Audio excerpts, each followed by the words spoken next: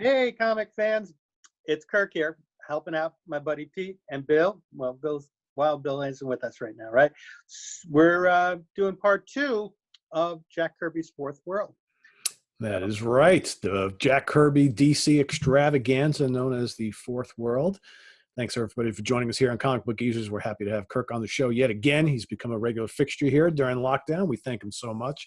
So, again, part 2 of a show that was asked by some of our viewers. When are you guys going to cover Jack Kirby's Fourth World? Make sure you check out part 1 if you haven't. So Kirk has got a good chunk of all these, and he's going to unveil some of the other stuff in the sort of series, I guess we could call it, right? So what we got? We got Mr. Miracle, and what's the other bunch called? Forever People. Forever People, that's right. Yeah, that's right. So cool. So I'll turn it over to Kirk to show us some of these very desirable comics. Okay. Well, like as we mentioned in the last one, Kirby first started with Jimmy Olsen, and then about a year later, he released 3 new titles that kind of dealt with some of the characters and added new characters to the roster of the Fourth World. In the previous episode, we discussed the New Gods, but my personal favorite out of these characters is Mr. Miracle. I've got a soft spot for him. I am psyched to hear that he's going to be the main character in the New Gods movie. So my advice is this is probably a good investment book, even though I think it's an excellent book in general. Regardless, yeah. I mean, the cover on the first issue is fantastic. I mean, that's just a classic cover. Weird little known fact, Stranko, another comic book artist who I got to say I liked his Nick Fury stuff. He's just was supposedly the inspiration for Mr. Miracle because he had a career as an escape artist prior to going into comics. So one of those weird little trivia facts that won't pretty never wacky. Funny, but yeah. Mr. Miracle is actually has close ties to Darkseid, correct? I mean, he's this where Orion is actually the son of Darkseid. Mr. Miracle is the son of the Allfather, who was like there was the other side of Darkseid, the good guy compared to, and as the comic book goes, they switch sons to kind of forge a peace between the two people. So what allows the job you've got, you're a kid and you're getting kicked off to go live on like basically this planet that just tortures people and everything else. Not a good place.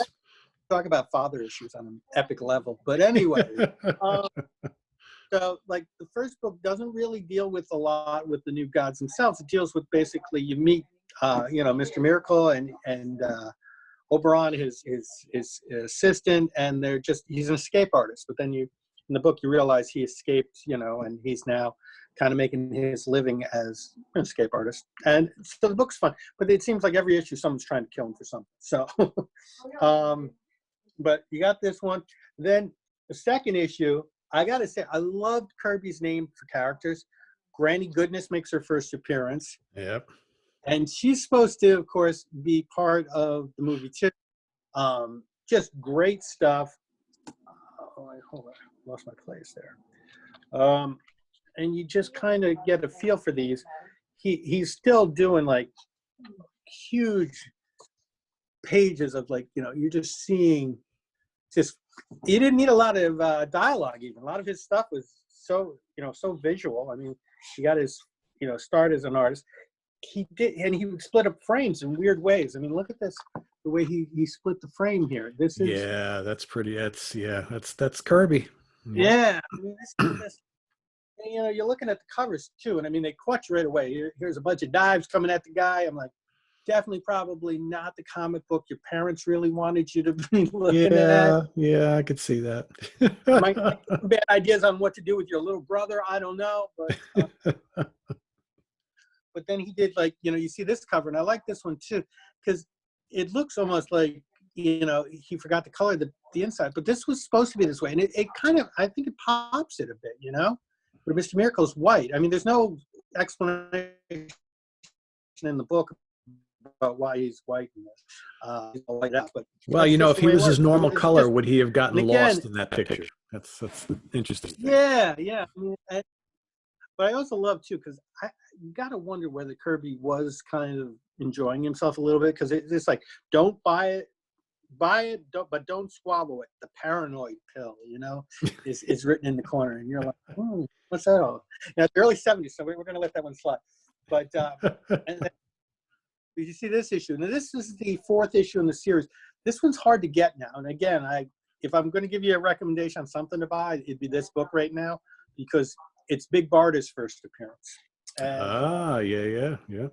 she's going to be part of it, and if you read any of the later stuff with Mr. Miracle, he's the one character out of all this that has had several series.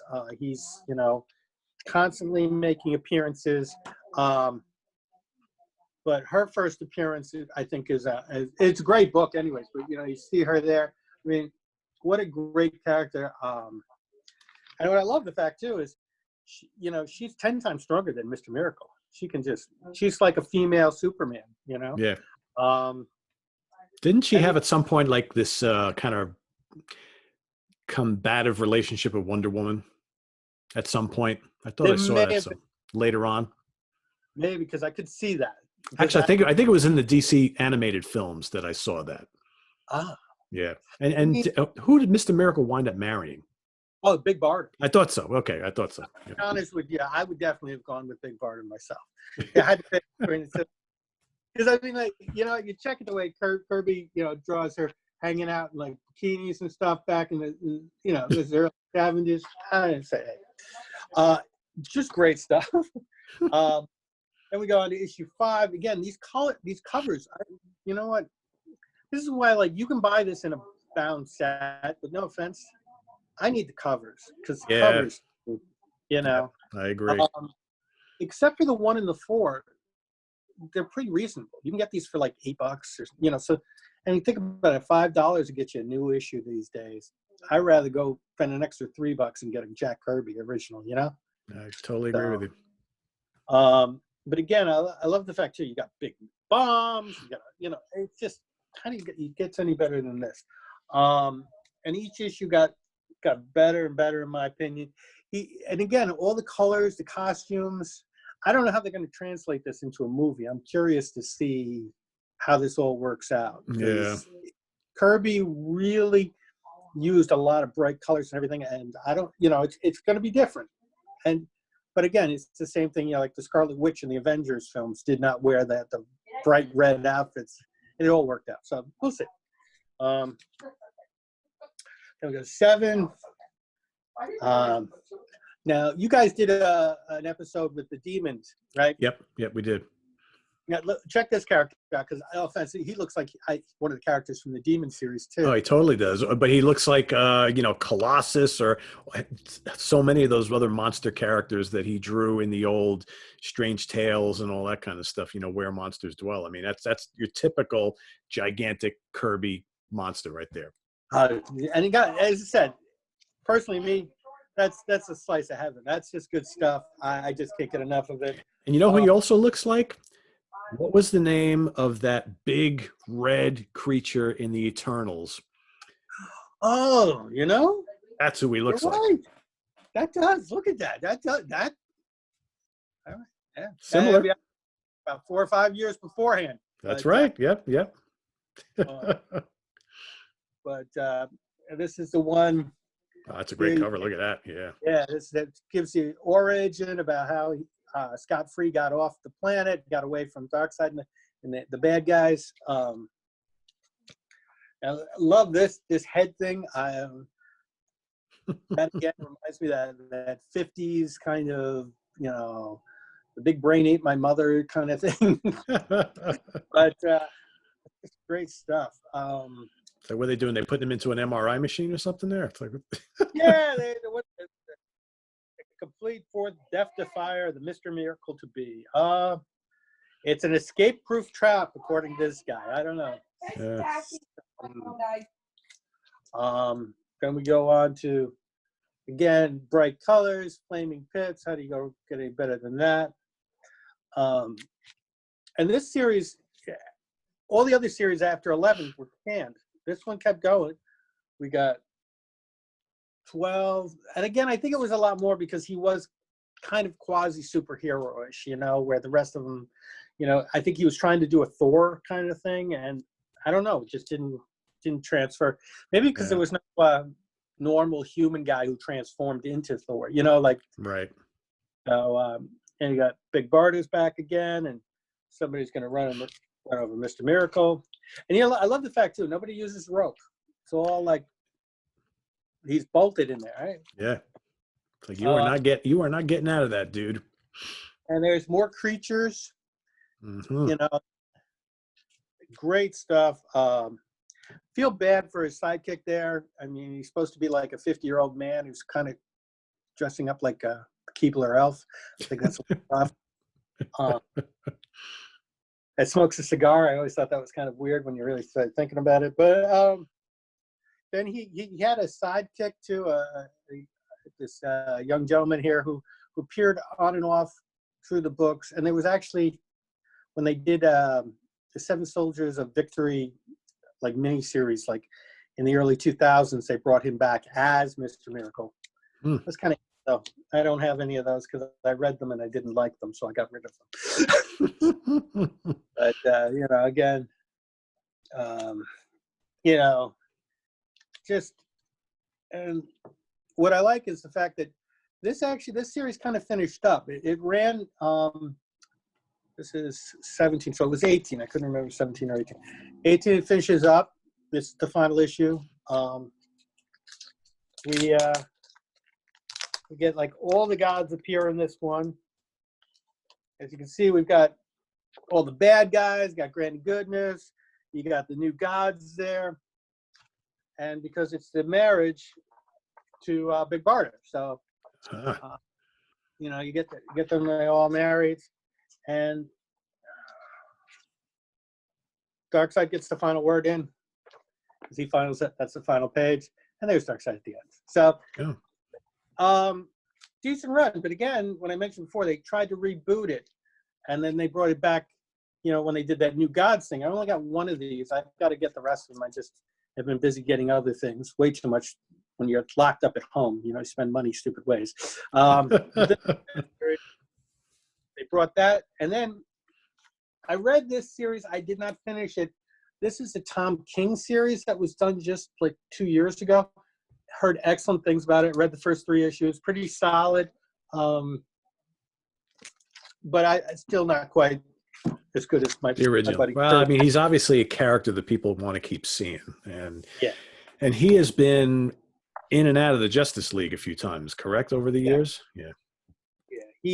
He's been a member of the Justice League. The character's been used a lot. Was in Brave and the Bold a lot. Did get a lot.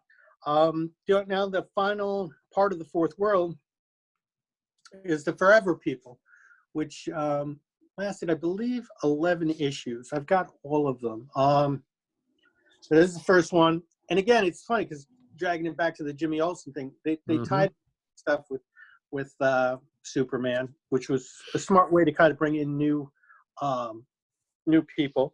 They now here is something I learned today. I didn't realize this because I hate to say it. I was only like 4 or 5 when this came out, so I didn't really noted too many things down.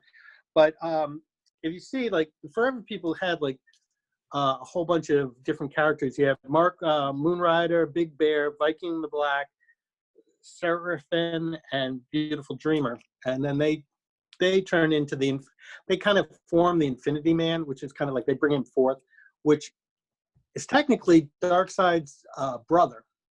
There's a little tie-in. But here's the interesting fact.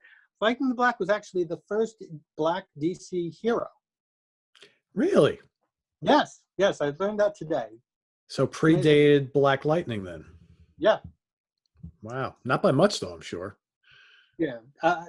You know, as I said, the characters are really dated because you can tell these are like 70, you know. Yeah. I mean, you got basically like the hippie guy, the Moon Rider, you know, you got a cowboy guy, Beautiful Dreamer. I mean, it's and I think it's one of the things that's kind of made this book hard to update. You know, where the new gods you can definitely work with still. Mr. Miracle is very user-friendly for today's market, but the Forever People has always been kind of a touch thing. There have been some attempts, but just never is really kind of taken out because I do think it's it's one of those things that doesn't. The stories are great. The books are definitely well worth getting, but they are from a certain period in time. Yeah, they're extremely dated. Yeah, I could see that. So, as mentioned before, I love the fact like we see again, he's using like just he just used a black and white picture, and then he's got the characters mostly in red. So it doesn't get much better than that, right? And it's still so it pops it, Yeah, it's really unique because then you get the characters in red, and in the background you got the other character who's in kind of like the blue and yellow. Yeah. And then you got the black and white back. That's pretty cool. That's pretty cool. So, and then the next issue, he's again, now we've got the villains are just all in red, but he colored out the rest. But again, really, really solid stuff. And again, these were pretty good because they gave. I'm trying to remember what, because some of the stuff, you read so many of these books, and after a while, you're kind of like, what happened in these books? It's always fun to open them up too, because that's what I'll be honest. That's the fun thing about comic books. You don't see this anymore either. Remember these? You see this, especially in the early Marvel books. It's a spinning circle around with all the heads there. It's like, oh yeah, yep. It's got to be. Oh yeah. Just some of the craziest splash pages you'll ever see. Wow, look at that. Is that a carnival? Is that a carnival? Yeah, it's like it's Happy Land. I don't know what that Happy Land. So, and these, as I said, these books were, again, all look at. We know who that is in the background, right? Yeah, man. So I mean, and Beautiful Dreamer getting suckered in there. But then you know what? And there's Jack himself. He drew a picture of himself for the. And then it's also. And he did a good job. I mean, not many people could draw themselves, right? Kirby, man, he's the king. But backup story was a Sandman story, which he helped create the original Sandman, if I remember correctly. So again, great stuff. And again, it went for. You got it, and there's another picture there. I believe that's the Infinity Man and another Sandman story in the back. And Big Bear getting wiped out of existence. Everybody's there. Now, it was kind of weird because, again, how the characters interrelated and stuff, there wasn't a lot done. I mean, these characters really only appeared for a handful of books and then ended up kind of like, I think the Forever People, I think besides some of the one or two times they tried to reboot them, they don't really appear in anything else after this. Wow. But again, the characters are such I like this cover, but again, that's a very Kirby cover, Yeah, it totally is. And was this a monthly or a bi-monthly book? That's a good question. Bi-monthly, every 2 months. Gotcha. Say it's probably one of the things that kept these books at least staying on the market at the time, because you didn't have it was a rough market, and as I said, this stuff aged much better than most stuff does. You actually read some of this old stuff and you're like, oof, that's a little corny, this, that. But this stuff, actually, you read it now and you're like, now I understand why this, I thought this was good, but this is actually great, Right. Yep. So, and, I love the fact, too, brought in Dead Man, who I'm a big Dead Man. Oh, yeah. Yeah, that's a great cover. Yeah, so, and again, just the fact to see Kirby do Dead Man, because you know what? And two copies of 11. But so, and sometimes I'm like, how did I get two of these? I have no clue. So, well, if you're ever interested in parting with any of those doubles, you let me know. I think I might have a couple of deals for you. And that's basically the Fourth World. I mean, as I said, it was a great thing. The books all do tie together, but you can read them individually, and they're a lot of fun. And that is all he did for DC, right? So he was soon back at Marvel, not long after the Fourth World, or was he still doing some guest appearances in other DC books? I don't remember at the time. He did Commandy, which was... that's right, I forgot Commandy. Yeah. Commandy, Olmec, the Demon, there was a reboot on Sandman, and I'm not too sure if he was involved in that. I think he was. They reprinted his horror stuff in Black Magic, which is actually good. Those old reprint books are a lot of fun too, and you can get those pretty inexpensively. So the demon, I'm trying to remember the timeline. Was he doing the demon simultaneously while he was doing all this Fourth World stuff, or was that after? I don't remember. I think it was after. I think Fourth World got shut down, and then he went on to the demon, which lasted longer than most of the stuff too, because that lasted what, like 17 issues. Yeah, so, I think 7. Yeah, with him. Yeah, exactly. Yeah. Yeah, and then before you know it, he's back in Captain America. Yeah, then he Marvel. jumped back and he's working Captain America, Eternals. 2001, Machine Man, Black Panther. It's crazy all the stuff he was working on. That's what I said. The guy Devil Dinosaur. Yeah. It's like, that one. Oh yeah. Yeah, I mean the guy was constantly working. Yeah. As he should. I mean, yeah. But I think way ahead of his time. Yeah. Yeah, definitely. Way ahead of his time. So there you have it. Some Jack Kirby at DC Comics with Fourth World. I want to thank Kirk for having all that stuff to show and making me realize I need to go out and get a lot of that stuff. I really think I need to jump on the Mr. Miracle stuff because I have always liked that character, but I never owned any Mr. Miracle comics, and I think I need to rectify that. Yeah, you actually made me go back and finish it off because I was missing a couple of issues. And then that first show you dragged me to after all these years, I was like, oh, well, I got to get this. It's a sickness, man. It's a sickness. Good. Oh man. So Kirk and I have been talking. So he went and picked, I don't know if you want to give a little preview of what we're going to tackle next time, but Kirk went and picked up a cool little series that he wants to show off. I'll let you talk for a couple seconds about it without giving too much away. Yeah, I like the old pulp characters of the 30s. And actually, I don't have any of the old Shadow Doc Savage or anything, but I do actually have a pulp comic in my office. So I'll pull that out just to kind of reference it when we do it. But I really have been enjoying Dynamite's Infinity Justice Incorporated. So we're going to talk about that and maybe look at the Shadow series also that kind of led into some of that. So maybe I'll try to pull those books as well, and we'll kind of do a mix mash. Sounds like a plan. Yeah, and Doc Savage too, which we both love. So can't ever go. I'm a huge fan. I'm reading Python Isle as we speak. There you go. I need, you know what it is? I just got done with like the Duma Key by Stephen King, which is like, like an 800-page book. It was awesome, but I need a little palate cleanser after that. So for me, a palate cleanser is like an old pulp book. So I'll pull out a Shadow or a Doc Savage novel because they're like 125 pages or something like that. Just a little palate cleanser, and I'm going to jump into that Stephen King book with the Kennedy assassination. Was 11? Issue 63. Yeah.